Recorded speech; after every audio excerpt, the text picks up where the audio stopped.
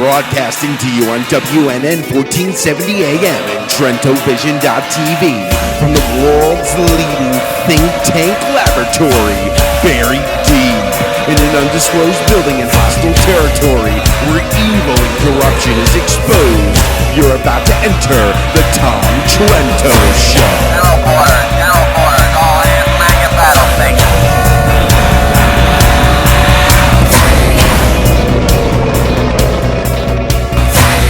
Tom Trento heads United West, a group that says it defends Western civilization against the onslaught of Islam.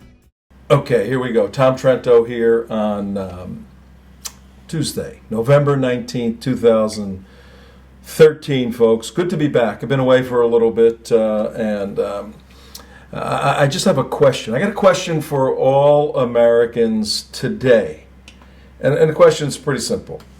And whether you're driving in your automobile, you're an accountant, on the highway somewhere going to work, or whether you're a truck driver, whether you're a Democrat, Republican, whether you're a soccer mom, and you thought, oh, President Obama, he's got such a lovely family. I'm gonna go with him and give him a chance.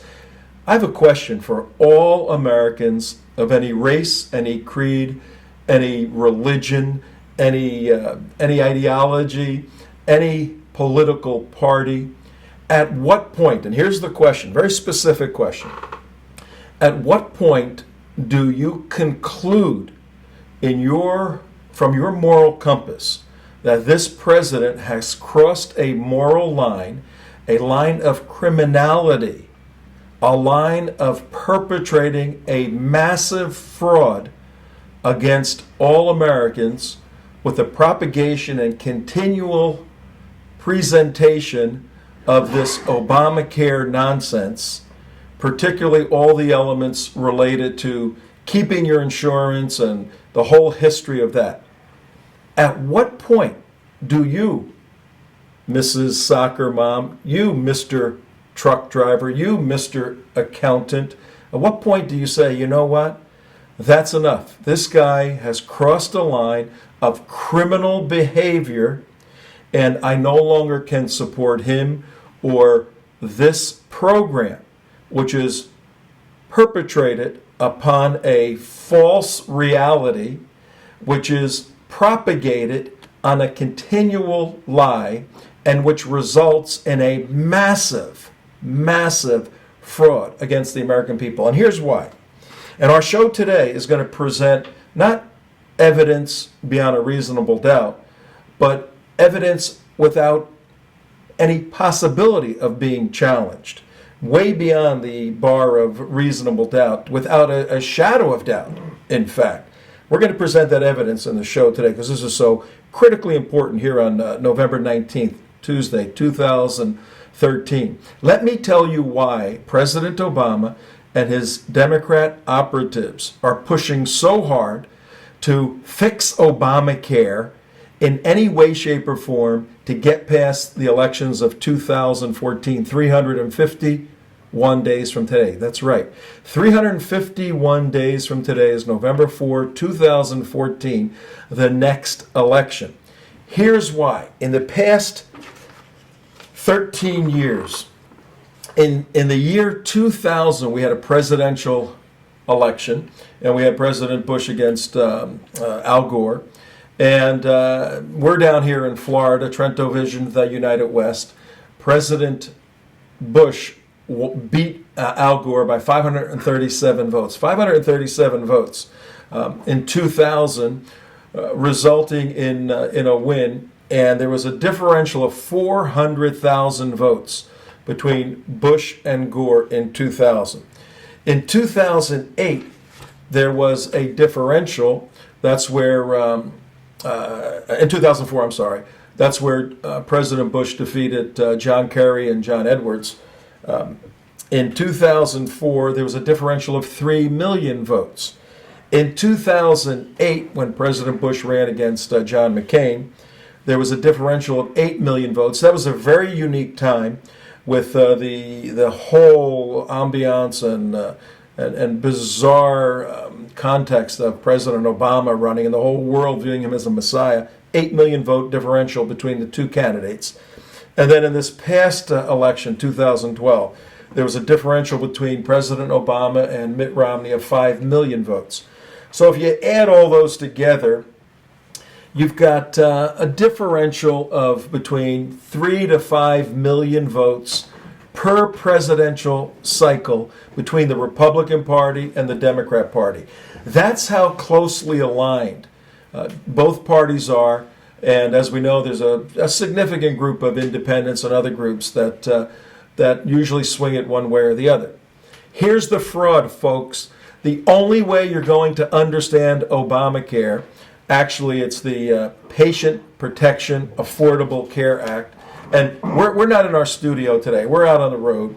So we don't have the advantage of all our fancy-dancy whiz-bang equipment, our green screens, and B-roll and all that. So I got pieces of paper, okay? Pieces of paper. This is the program. PPACA, Patient Protection Affordable Care Act. Whenever you see a federal program that starts with PP, it's got to be bad, okay? So always look for PP. Whenever you see PP in a federal program, it's bad. You don't want anything to do with it, number one. Number two, the Affordable Care Act, always referred to by Democrats as Obamacare until this thing lost its wheels and is derailing. Now it's the Affordable Care Act. Ask Nancy Pelosi. The reason for that, the context for this, and the reason why this fraud is being perpetrated on all Americans, you, Mr. Truck Driver, Mr. Accountant, Mrs. Soccer Mom, the reason why it's being propagated is because of these numbers I just told you. Theoretically, now watch this, theoretically there's 45 million unemployed people in the world, thus the need for this, universal care, okay, single payer. Hold that for a second, because this is lurking in the background. President Obama is a single-payer universal health care proponent for the past 20 years. Put this aside for now. Because of these numbers, a differential of about 4 million votes each general election cycle for the president, every 4 years, it's very clear that the Democrats want to somehow bring about 10, 15 million people into their camp, thus ensuring Democrat control. Did you hear what I said? Thus ensuring Democrat control of the presidency for the next 1 and possibly 2 generations. Well, how do you do that? Very simply. You go find people who need a present, a gift, an award of some sort, and you make yourself out to be their guardians, their saviors, their daddies, and you give them stuff, and you tell them, if you continue voting for us, Democrats, we'll continue to give you stuff. If you stop voting for us, the other guys, the Republicans, are going to take that stuff away. And so what did this administration do? Very simple what this administration did. Looked at health care, and it said, this is a no-brainer. This is a no-brainer. Who's going to argue about health care for everybody? And if you notice the language, historically, conservatives and many conservative Democrats viewed insurance as a privilege, not a right. Some people chose to have insurance. Some thought they didn't need it. They chose not to have it. And when someone can make a choice not to have something, it certainly isn't a right. But this administration came along and said, health insurance is a right. And I don't know where they found this right inscribed, but they said it's a right. And as a result of it being a right and not a privilege, then everyone needs it. And President Obama in all his glory will be the hero bringing health care, affordable health care. And for poor people, that means we're going to redistribute wealth from wealthy people to you so that you can have your health care subsidized as an individual or as a family member or as an illegal immigrant or as a student. And now you can have this wonderful thing and not have to worry about your health anymore. That is the context from which all the political maneuvering, shuffling, backstepping, pushback that President Obama on the 19th of November 2013 and his functionaries are doing right now. They do not want to lose this manifest destiny moment where they can have a huge demographic paradigm shift. 10, 15 million people coming into the political process responsible, recognizing that their health care is given to them by this administration, and therefore they have an obligation to continue to support them. That's where this whole thing is going.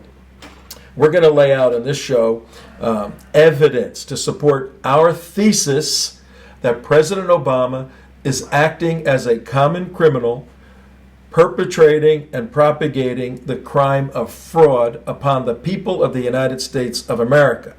Now, this is a fascinating study because what do you do if you got a chief executive officer, a commander-in-chief, the top guy in the world, knowingly, continuingly lying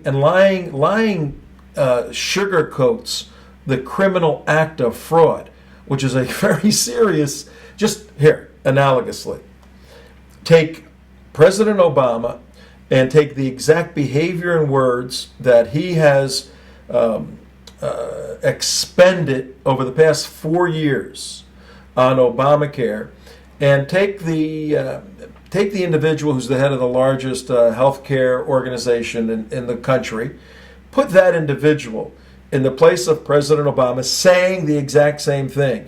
Hey, our company will give you a health care where if you like it, you like your doctor, never going to change. And on and on and on. And you go, do we have a video by any chance that we can, oh yeah, I have it right here. Yes, we do. We're gonna show you this in a second. If you had a healthcare executive doing the same exact thing that President Obama is doing, for one time, not a million times over 4 years, the government, the Department of Justice would be up in arms. Every insurance regulator in every state would be going after this individual, and rightfully so.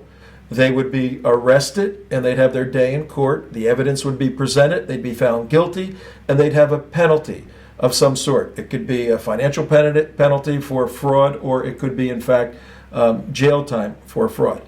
What morally, and here's my question to the truck driver, the accountant, and the soccer mom. Morally, sometimes people are guilty and their guilt hasn't been proven in a court of law. But in terms of you as a moral person trying to construct and live in a society that makes sense, you've got to make a decision and say, this guy's crossed the line, and morally, he is as guilty as that individual who's the head of the insurance company. At what point do you conclude? What evidence do you need? Do you need evidence that he absolutely, willfully lied and presented information that he knew was false, and that the Department of Justice had substantiated as being false, but he continued it so that Americans would be confused and continue to vote for Democrats in 2012 and 2014 and 2008? Do you think people would have voted for President Obama in 2008 and for Democrats in 2012, and for President Obama for Democrats in 2010 and President Obama in 2012, if he told the truth and said, everything's going to change, folks, and the majority of Americans are going to lose your health plan with my new Obamacare? Do you think if he said the truth, told the truth, all the Democrats that have been elected in 2008, 2010, 2012 would have been elected? Absolutely not. So not only is the fraud one in a de facto nature where it's said and recorded and observable, but the implications of this fraud, the tentacles of this fraud reach back to the election of 2008, where people were improperly elected based upon this fraud, 2012 and 2010, all 3 cycles. Now we're looking at 2014, and he magically is waving a magic wand to put the implementation date of some of the more egregious components of the Affordable Care Act, Obamacare, past November 4 of 2014. You think that's coincidental, or do you think that's political? We have a political animal, President Obama, who has committed fraud. We're going to present the evidence, and then you have to make a decision. So just the 5% you're talking about, right, Tom? Just the 5% of the people who are going to lose their, those are the ones that he's committed fraud upon. Just the 5% that he's talking about, not. Let's let him talk, Mark. Let's let him talk. First of all, let me introduce everybody. Tom Trento here, Tuesday the 19th. Good to be back in the saddle. Mark and I have been traveling around, and the fort, I don't want to switch the metaphor, the saddle the horse has been ably manned and girled by CJ, who isn't with us today, and by Damon, our producer. You here, Damon? I am here. Say hello to everybody. Hello, everybody. You did a great job, Mark. Let's give Damon a hand for all the good work you did. Thank all you. these days. Thanks for being back. That's our. And did you and CJ kill each other? We did not kill each other. Okay, good. Good. That's Good. Still alive. That's good. Although rumors. Rumors aside, they did not kill each other. And as the named individual for the show, it's always good when your folks don't kill each other. That's always a good thing. Liabilities. Yes, always a good thing. Mark and I, as you know, we were in Israel a few weeks ago. 2 weeks there. We're going to, next week, the week of Thanksgiving week, when we actually get back in the studio, because we're on the road right now. You can tell by our fancy studio here, our fancy motel room studio. When we get back, we're going to present more of our trip to Israel. It's just phenomenal. We have great material from Frank Gaffney and Ron Wexler and other folks who spoke and some of the places we went to. While we were there in Israel, we had an opportunity to be in a meeting in the Knesset. Knesset is simply the legislative seat body for the government of Israel. The Knesset is in Jerusalem, and the Knesset would be akin to our capital in Washington, D.C. So Jerusalem's the capital of Israel. Yes, Jerusalem is the capital. Oh, no, I'm sorry. No, it's not. Israel doesn't have a capital. There is no capital. Mike's Bar is the capital of Jerusalem. Actually, right next door to Mike's Bar is the embassy in Tel Aviv. And, it's the only country Wait in a the second. world. So where's the U.S. embassy? The U.S. Embassy is next to Mike's Bar in Tel Aviv. But the Knesset's in Tel Aviv. Oh, no, wait. Tel Aviv and Jerusalem are two different cities. The Knesset is in Jerusalem, and the embassy is not in Jerusalem. Well, that's kind of weird. Well, but every president has said it needs to be, even Obama, it needs to be in Jerusalem, but nobody does anything. Even Ted Cruz said it the other night. Yeah. And so that's a serious problem, folks, because... well, I got a news update for you. What's that? For your listeners up there. And we talked to a bunch of congressmen in Washington recently, and because of the trip we took to Israel, we're trying to get Israel to declare the Muslim Brotherhood in Israel a terrorist entity. And we got some very positive news on that from some folks, and they're going to pursue that. And so, any type of encouragement you can send to your local congressman to have the Muslim Brotherhood declared by Israel a terrorist organization, I think would really help, because it's not going to happen here. There's no way that Obama's ever going to declare the Muslim Brotherhood. The Muslim Brotherhood would have to declare themselves a terrorist organization in the United States. And if you would like to help the Muslim Brotherhood and Hamas, please send your money to CARE. Yes. That is the Council for American Islamic Relations, and they will pass the money along to us. Yes, that's what will happen. Yeah, when we were at the Knesset in Israel, in a meeting, we discussed ways in which people can stand with Israel, and one of which was attending a meeting. We had invited to a meeting in Washington, D.C., where we just came back from yesterday. Where Trent Franks is his show. Loves your show. Yeah. Congressman Franks. Franks loves your show. Yeah, we're finding a lot of people watch the show and really like it, and we're not surprised by that because it's a pretty cool show, we must admit. Right. We do want to get it out to more people. But in that Knesset meeting, Mark asked this question about Israel moving to designate the Muslim Brotherhood as a terrorist organization. They designated officially the Hamas as a terrorist organization, and the Hamas is a wing of, according to its charter, a wing of the Muslim Brotherhood.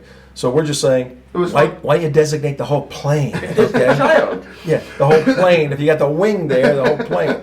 Pretty simple. Yeah, the rest of the plane is not an airplane, just the wing. Just the Not the fuselage. Muslim Brotherhood. Not the fuselage, No. not the engines. Yeah. Just the one wing, right? That's how upside down this world is. Funny. So we went for 3 days to Washington, D.C., to the Israel Allies Foundation Conference. And the whole idea was to, and this was a particular focus on the Christian community, and even more particular on the evangelical, which is the Protestant Bible-believing wing of the Christian world. And there were a couple of hundred Christian leaders, prominent Christian leaders there. And a very unique experience, because there's been tension through the years between the Catholic Church, for the most part. The Protestant movement was a reaction against the Catholic Church in the 1500s, and the Protestant movement, for the most part, had a totally different view of Israel, and that in fact Israel was the recipients of the blessing and choosing of God for a specific purpose. So evangelicals right now are probably the best friends that the nation of Israel and Jewish people have worldwide. And for all my Jewish friends out there listening, there may be some very energetic Christians who want to get you saved and all of that stuff, but the bottom line is the majority of evangelicals truly see the calling of Israel and a blessing from God, and are serving God in supporting Israel. That's their motivation. And if you ask them about their faith, they'll probably tell you about their faith. But if you got a couple of that annoy you, just say, hey, cut it out, leave me alone, please. Stand with us, let me have my own faith, you guys have your own faith, let's stand together in solidarity, fighting the bad guys. And that'll work 9 out of 10 times. But we always get some annoying Christian friends that just, bother everybody. You just have to deal with those sometimes. But I want to... Not to mention the Jehovah's Witnesses. Yeah, the JWs. Let's get to our smoking gun evidence. Yeah, well, let's do our fancy B-roll here. We got a couple little spots we want to show you of President Obama. Now, right now, we're going into a court of law. We're going to present evidence, folks, that President Obama is acting in a criminal manner. In fact, has acted. His behavior is criminal. And if it were anyone else, there'd be no question. But he's the president. Everybody gives him time and time again and says, "Well, it's political. It's the office." You aren't allowed to commit fraud as the president.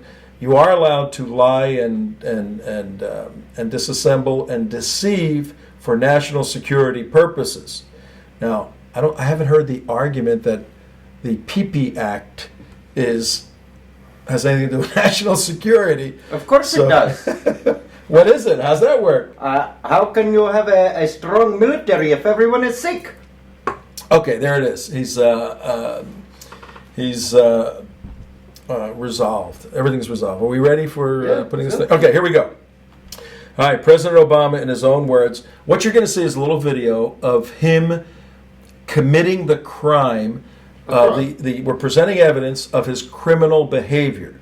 Oh, Tom, you're a little rough saying criminal behavior. No. If it were anybody else, folks, criminal behavior. it's criminal behavior. And I've said this many, many times. We need to respect the office of the president, not necessarily the individual. And it's very simple to understand that. If you get a deadbeat lunatic in the office, do you say, sorry, he's in the office, we have to respect him? No. In fact, the respect of the office necessitates you judging him and getting him the hell out. President Nixon and others that this has happened to in the past. So let's listen to President Obama speaking from a criminal perspective regarding this patient protection. Exhibit A. Exhibit A. Then you can keep your plan if you are satisfied with it. If you like the plan you have, you can keep it. I intend to keep this promise. If you like your health care plan, you'll be Did he able to say keep promise? your health care Promise, plan. yeah. If you like your plan and your doctor, June you can 12, keep it. 2009. You'll be able to keep your health care plan. June If 15, you like 2009. your plan, you keep your plan. You like your doctor, you like your plan, 2009. you can keep your doctor, you can keep your plan. You like your current insurance, you keep that insurance. 2009. Period. July. End of story. If Period. you've got End of health story. insurance, you can keep it. If you have insurance that you like, then you That's it. will be able to keep that insurance. If you like your health care plan, you keep your health care plan. Nobody's going to force you to leave your health care plan. If you like your health care plan, you will keep it. your plan. If you like your Okay, let's hold healthcare it right plan, there. you can keep Maybe your a little healthcare low. We plan. have to crank it up If a you little. like, I don't know. That was 1 year so far. How many times did he say if you like it, you can keep it?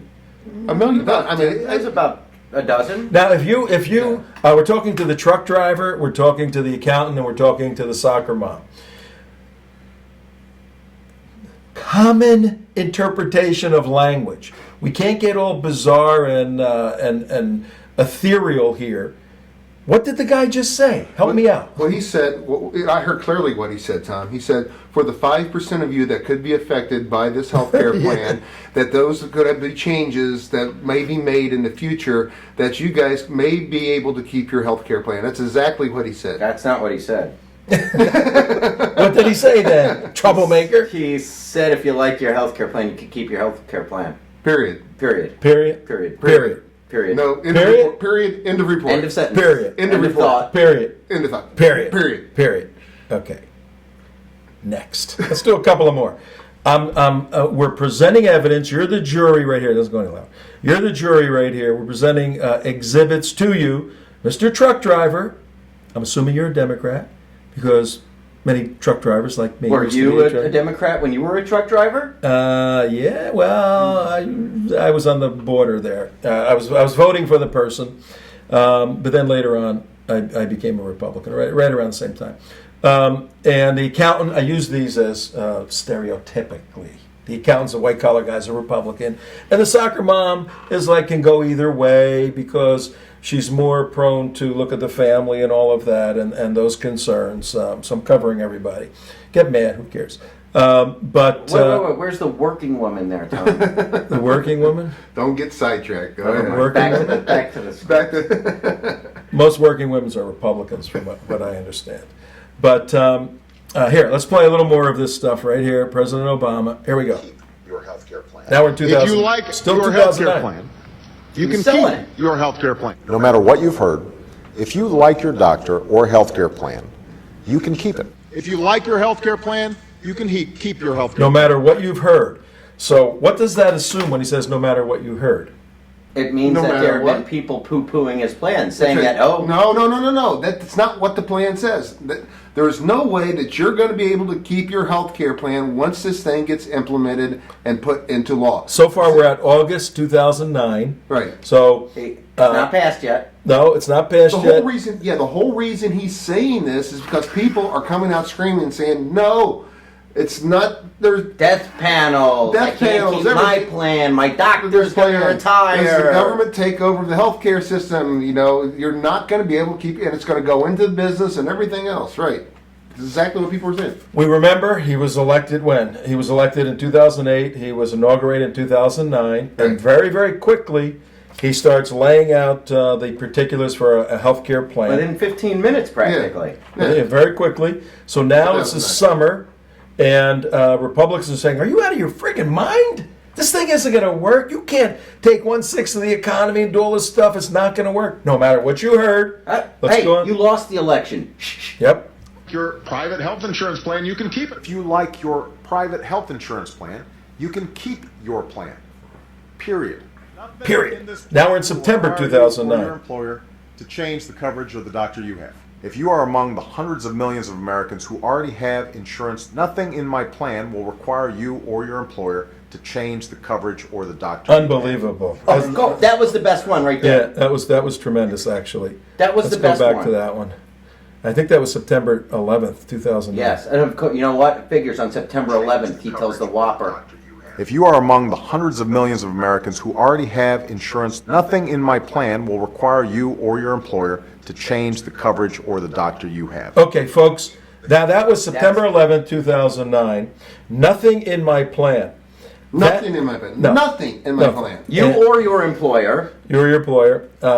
And what we know now is that it's factually not true. It's factually false. So the question for every American out there, particularly you three who are representative of many people, was he just ignorant of this and he's an empty suit and Valerie Jarrett whispers in his ear It's and he goes out there? ObamaCare. It's his ObamaCare. Remember what I said at the beginning? ObamaCare. Remember what I said at the beginning? The numbers of the past 13 years of presidential elections. There's only a distance of about 4 million votes each year. If Obama brings 10 to 15 million people into the Democrat voting bloc, it's done for Republicans for 2 generations. That's about 50 years.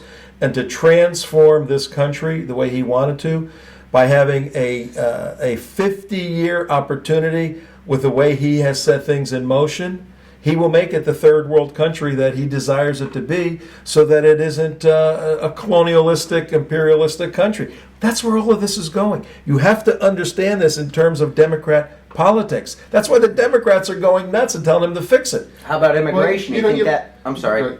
You know what really kills me is your point, though, which you're making earlier, is he wrote this legislation. It's about like coming up to an author of the book and saying, listen, you wrote not this. his book. No, I didn't know what's in it. It's not my book. What? You wrote it, didn't you? No, didn't you write those words? No. Those were my words. Those were my words. I didn't write those words. Nope, not me. Yeah, exactly. All right, a couple more, and then we're going to get into... well, just what I was going to say real quick as far as bringing people into the Democratic Party. That's why they're so big on the immigration, want to get that passed, is because that's another group of 10 to 13, 15 million people that they are supposing will be 70 to 80% voting Democrat. It would be over. You bring in the Obamacare new demographic to vote Democrat, and then you bring in... That's enough. But just as added insurance, you bring in the illegal immigrants, give them insurance and everything else, all the... which further deteriorates the financial model of Obamacare if you were to add all those, what would be people added on with the new immigrants. So the thing doesn't have a Obamacare is a political spear to thrust in the heart of the constitutional republic that we've so wonderfully built and enjoyed for 237 years. Based on absolute fraud.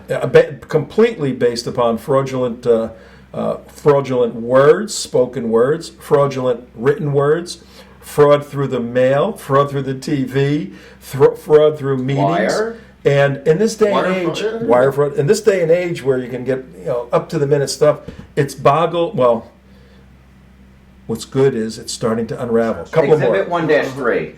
Couple If you more. like your plan, too goofy you can doctors. keep your plan. If you like 2010 now, plan March you have 5th. now, you can keep it. If you like your plan, March you can 8th. keep your plan. So if you like your 15th. plan, you can keep your plan. If you like your 19th. plan, keep your plan. If you like 23rd, your current this is insurance, it. Signing day. you will keep your current insurance. If you like your insurance plan, you will keep Okay, it. now it's April 1st, 2010, and here's what happened, folks. On March 21st, 2010, the House passed the Senate bill for the Affordable Care Bill, the Obama bill. It flew through the Senate because the Democrats control the Senate. They also, in 2010, controlled the House. But on March 21st, the Affordable Care Bill was passed in the House, 219 to 212. A differential of 7 votes. So That's four swings. 4 people. 4 people made this thing pass in the House. 178 Republicans voted no. How many voted yes? Every single Republican, right? Mm-hmm. Not one Republican voted for Obamacare. Mr. Truck Driver, Mr. Accountant, Miss Soccer Mom, not one Republican. March 21st, 2010, 3 years ago, they saw how bad this thing was. Not one Republican voted for it. And guess what? 34 Democrats voted against Obamacare. 34 Democrats said, this is crazy. Yeah, but 17 probably said it's not radical enough. Yeah, probably. So that was March 21st. The bill passes in the House, and it passed in the Senate. The Senate version passes in the House. 2 days later, what happens? It's Obama. Super signing. Super signing. March 23rd, 2010, President Obama signs the bill and says on March 23rd, you like your doctor, you can keep your doctor. What did Joe Biden say on March 23rd? This is a big effing deal, he said. Hey, Barack, this is a big effing deal. He goes, you gotta love Biden. Big effing deal, bro. You may think where we're going with this is the impeachment of Obama. We're not looking for the impeachment Too of Obama. long, too expensive. Yeah. As much fun as that would be having Joe Biden as the president. No, where we're going with this is the immobilization of an individual who has proven himself to act in a criminal nature against the interests of the United States of America, violating his oath of office. And his crimes are high. High crimes doesn't mean they're very, very serious, though they could be. They mean they apply to people very high in office. And in his case, he might actually be high. Yeah. So we're talking about high crimes, and when you take the oath, the presidential... And a million misdemeanors, high crimes and misdemeanors. misdemeanors. When you take the oath of office, you have an obligation. You don't have to take any other oath. You don't have to take an oath to say that you're going to tell the truth. It is assumed that if you're the president of the United States, your oath covers telling the truth, and if you don't, you have violated your oath inherently. You have violated your oath. So let's go now to look at our very dear friend Andy McCarthy. Mm-hmm. Oh, you know what? You need to get to one date where showing post signing, please. Which date was that? Or post what we're going to get into. Show me something in 2012, would you? Oh, down here. Show me something. There we go. June so 20th. Evidentiary purposes. Americans who already have health insurance. You June. will keep your health insurance. If you have health insurance, July 6, 2012. the only thing that changes for you is you're more secure. If you already have health care, the only thing this bill does is make sure that it's even more secure. If you've got health insurance, you keep your own insurance. It's 213, Today, right? I want to speak Now we're in clearly, September 26, clearly, 2013. honestly. If you already have health care, All right, you don't that's have it. to do Just anything. Just for Everyone evidence. who already Then has he'd health say it after will keep the this benefits and date. protections October this law 25th, already 2013. has put into place. Period. Period. Period.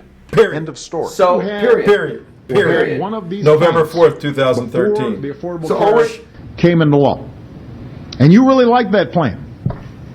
What we said was you could keep it if it hasn't changed since the law passed. Hey, folks, did you hear that? A week ago, he said, I think it was last Thursday, when he tried to put the big fix in on the Yes. 14th of November. He said, what we said is you can keep that plan. He didn't put a period there. He put a a conditional preposition. If he lied to you, he's been caught. Now he's got to work his way out.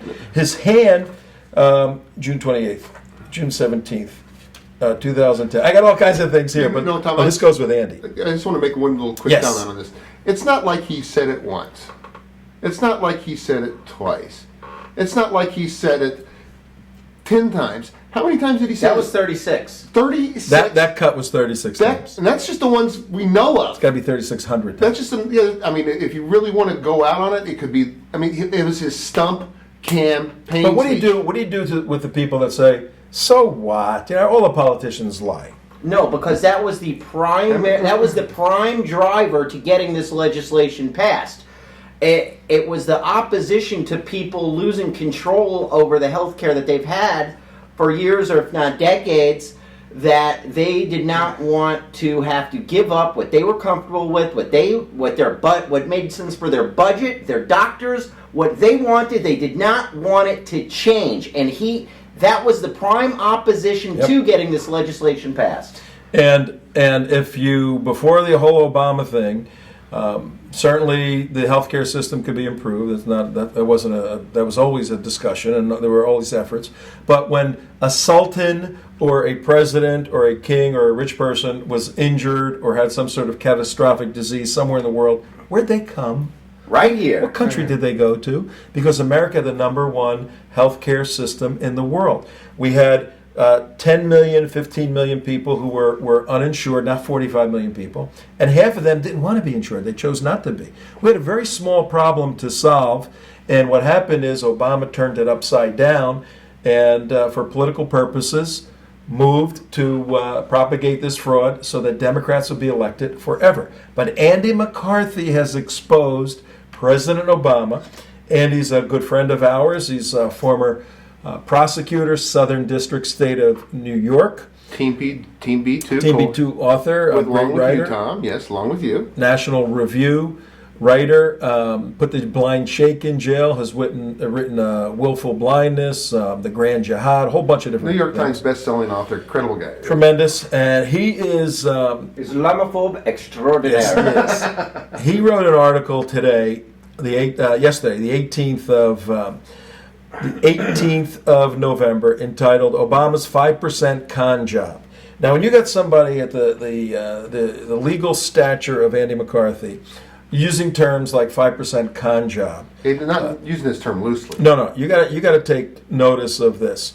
And I'm going to go through key parts of Andy's presentation, his article, to again present more evidence to the accountant, to the truck driver, and to the soccer mom, and every other American out there, so that you have evidence upon which to make your decision to stop supporting President Obama from a moral basis, from a legal basis too, and start calling for an investigation by the House of Representatives into the whole fraud of Obamacare. And folks, look, if indeed there's criminal activity there and fraudulent behavior, let's expose it and deal with it. If there isn't, fine. But the evidence is pointing in that direction. Last Thursday, I'm reading now from Andy McCarthy's article in National Review, yesterday, 18 November, Monday. Last Thursday, the 14th, President Obama purported to undo the Affordable Care Act, ACA, that mandates he and congressional Democrats quite intentionally designed to force Americans off their health insurance policies. And notwithstanding the president's promise, he repeated over and over since 2009, like we just saw, that Americans would be able to Keep their their health health insurance care. policies.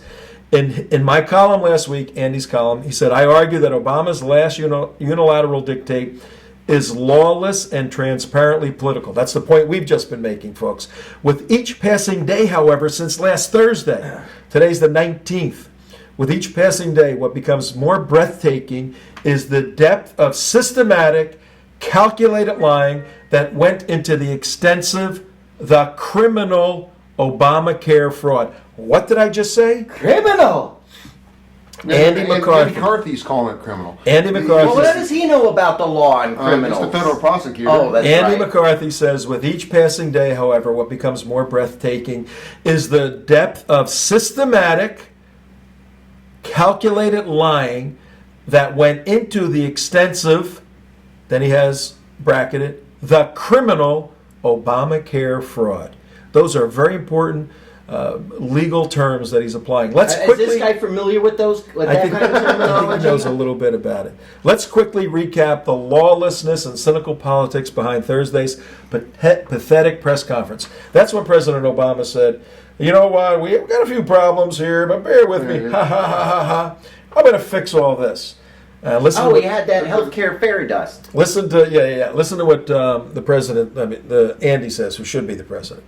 Let's quickly recap the lawlessness and cynical politics behind Thursday's pathetic press conference. Obama, who poses as a constitutional law expert, he's a poser for sure, knows full well that the president has no legal authority to waive statutory mandates. So he just waived them last Thursday. He knows he can't do that. Even if he had such power, moreover, he knows there's no practical possibility of undoing within the next few weeks, as ACA would require, the new arrangements that insurance companies and state regulators spent 3 years structuring to comply with the Obamacare mandates.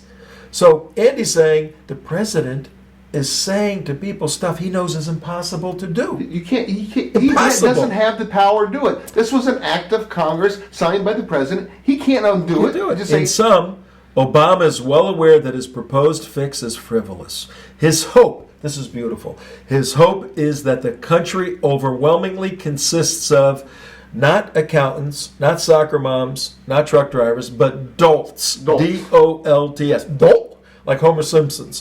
Dolts who are too uninformed to realize that this is the case and who, with a little help from the media courtiers, can be convinced to blame the insurance companies rather than the president for the fact that millions of Americans are losing their coverage under his reform. Sleight of hand to shift it to the insurance companies. So in 6 months, the Obama machine, which is powerful, will get their media people out, get Chris Matthews and everyone else saying, oh, the insurance companies, it's the insurance companies again. That's what Obama's hoping for. If that doesn't work, they'll just call it Bush Care. Yeah, Bush Care, exactly. Now, having covered Thursday's con job, let's get back to the overarching Obamacare scheme perpetrated by the president for more than 4 years. A fraud that, Andy, I contend the Justice Department would not hesitate to prosecute had it been committed by a private sector executive. Repeat, the Justice Department, the Holder Justice Department, would not hesitate to prosecute what Obama is doing had it been committed by a private sector executive. Truck driver, school mom, soccer mom, accountant. When will you say, hey, the evidence is sufficient, it's overwhelming, it's beyond a shadow of a doubt? I've related, says Andy, the standards for criminal and civil enforcement that would militate in favor of prosecution in a case involving the dimension of fraud and breach of fiduciary duty we find here. Not only is it fraud, it's the breach of fiduciary duty because he's obligated to spend money properly, and this thing is a FUBAR in the minimum. In addition, he goes on to say that a friend of his has done some tremendous research and shown that in the healthcare.gov there are other lies and false narratives being propagated. Well, you know what happens, guys? When you're caught in a lie, what do you do to get out of the lie? You lie more. You lie more, you lie more, and you got this whole web, what a wonderful web these folks are weaving. Now we discover even more evidence of how brazen Obama's lies have been. So a prosecutor is now saying, we have more evidence, and we're going to present that evidence to you folks right now. The president claims he truly believed that people would be able to keep plans they liked because Obamacare provides for those plans to be grandfathered in. What does grandfathered in mean? Meaning that the law does not apply to you, you're okay. Like when they changed the drinking age to 21 and you were 19 and the drinking age was 18, you still get to drink. Yeah, right. Yeah. Hey, your grandfather's been doing it this way for a long time. We'll let you keep doing it that way, exempt from termination. Thus, the president insists he was acting in good faith when he made the promises that people can keep those plans, though he concedes now that the promises ended up being inaccurate. You inaccurately promised me! The promises ended up being inaccurate. The promises took on their own life. And the promises that came out of his mouth, I promise you this, that promise as it floated through the sky, took on its own life and went somewhere in the world of inaccuracy. I got divorced. My wife was an inaccurate promiser. But think of these words, folks. The promises that I made as they came out of my mouth, they wound up going somewhere and being inaccurate. How about they flew out of his mouth being inaccurate, being lying, being fraud? But Tom, if they're not really a lie, if at the time he believed them, if there was no evidence that said he really thought this was going to happen, is there? Only all the stuff we're going to show you. Oh. Yeah, this is another calculated deception by the president, a willful continuation of the fraudulent scheme. The president knew full well that in implementing the grandfathering provision, his administration wrote regulations so narrow that tens of millions of existing plans would be eliminated. He knew that. How did he know it? Congressional Democrats knew this too. When Republicans endeavored in 2010 to enact legislation that would have broadened the regulation to a meaningful safe harbor, Democrats closed ranks, voted down the proposal, including Democrats like Senator Mary Landrieu, who now pretends to be a crusader in the cause of letting Americans keep their insurance. These people are slime bags. Unable to deny that millions of Americans have lost their coverage, the president vowed they could keep. Obama and other Democrats are now peddling what we now call, Andy's calling the 5% con job. 5% con job. The president asserts that these victims, who he feels so terrible about, nevertheless constitute a tiny, insignificant minority Maybe in 5%. the greater scheme of things. Only 5%. They're limited, he maintains, to the 5% that are going to lose their plans because the grandfathering thing somehow took on some inaccuracy. They're limited, he maintains, to consumers in the individual health insurance market. Just, guys like a person just walking down the street, individual. What's 30 It's just million limited people? there. Yeah, 30 million. As opposed to the vastly greater number of Americans who get insurance through their employers. You see, people are insured, Yeah, either they break a few they call eggs. up State Farm or somebody, you have a policy, yeah, it's $100 a month, okay, or they work in a company. So Obama's saying just the individuals, that's all this relates Just to. a few eggs. Just a few. eggs. Yeah. According to Obama, these individual market consumers whose policies are being canceled make up only 5% of all healthcare consumers. Even this 5% is wrong because the actual number is 8%. And those Well, it's numbers only off 60%. and those numbers come to 25 million people. So if it only related to the 25-year-old guy or the 30-year-old woman who wanted to call an insurance company and get a policy, then it's only 25 million people. Now, we're going to show evidence that it goes to employers and goes beyond that.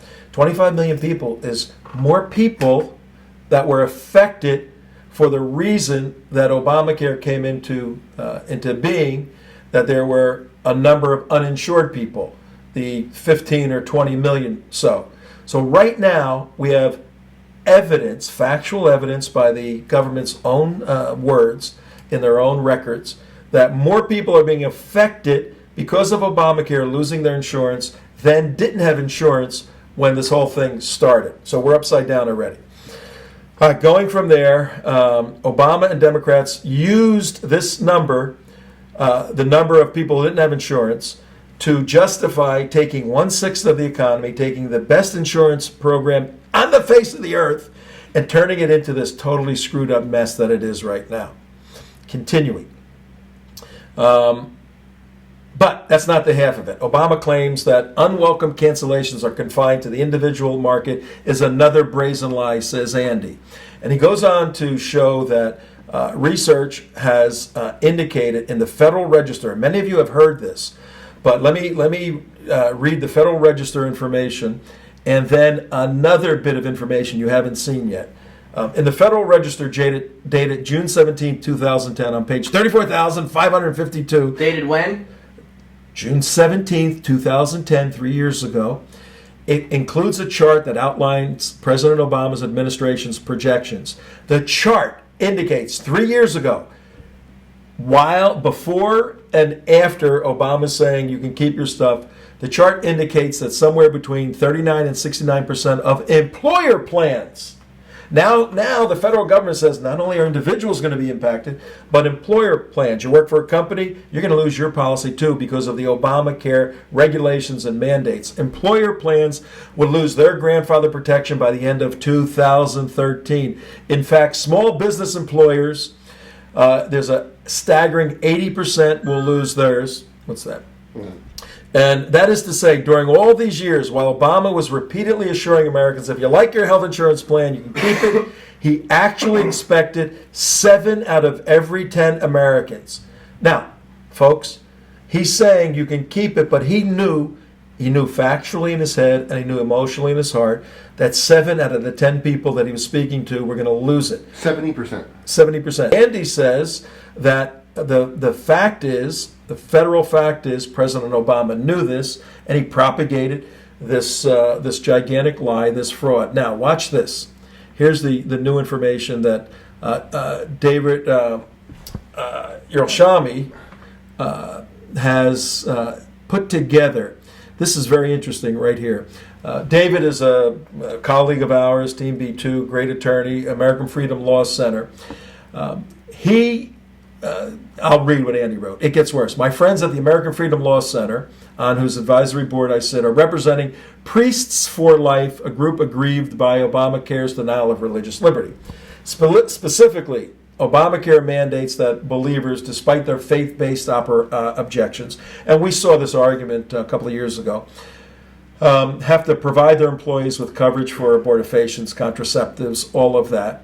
And in the battle that David is having, his company, American Freedom Law Center, representing Priests for Life and Alveda King, Martin Luther King's niece, David filed a brief against the Justice Department, and on October 17th, the Obama Department of Health and Human Services, represented by the Obama Justice Department, headed up by whom? Eric Holder.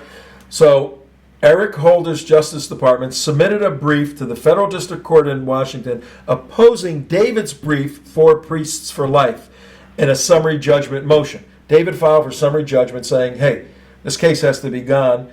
Holder filed a brief saying, no, the case isn't over. And then Holder's DOJ gave this reason why the case isn't over that David's trying to solve. This is it, folks. Here's the smoking gun.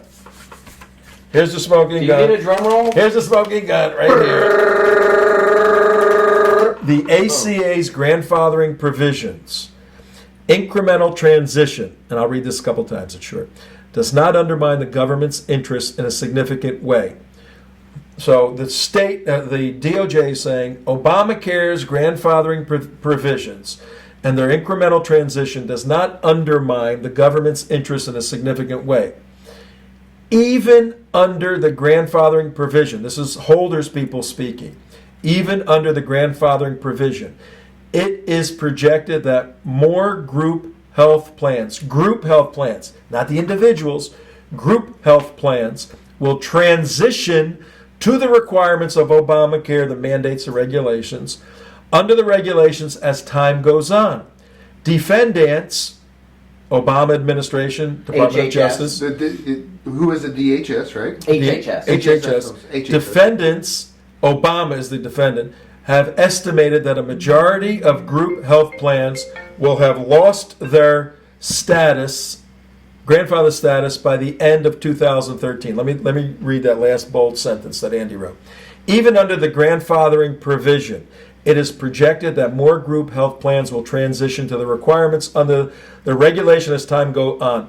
Defendants have estimated that a majority, what's a majority? More than half. More than half. 5%? No. Obama's running around saying 5% of the individual mandate.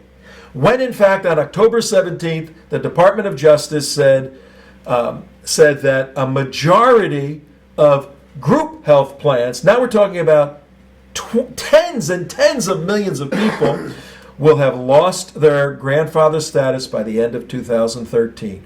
Why do you think it's so important for President Obama to do whatever he has to get this whole thing past the elections in 2014 November? Folks, Andy McCarthy concludes by saying Obamacare is a massive fraudulent scheme. A criminal investigation should be opened. Obviously, the Obama Justice Department will not do that, but the House of Representatives should commence hearings into the offenses that have been committed in the president's deception of the American people. Fraud. So let me see if I got this straight. On October 17th, 2010, the Health and Human Services, Kathleen Sebelius, who is on defense in a case defended by the Department of Justice, Eric Holder, has admitted in open source documents in open court that they knew beyond a shadow of a doubt that this was going to cause group and health insurance to be canceled. Absolutely. Absolutely. And the individuals. And you know what the ironic beauty of this is? The individual that found that brief, the individual that found that is David Yerlshemy.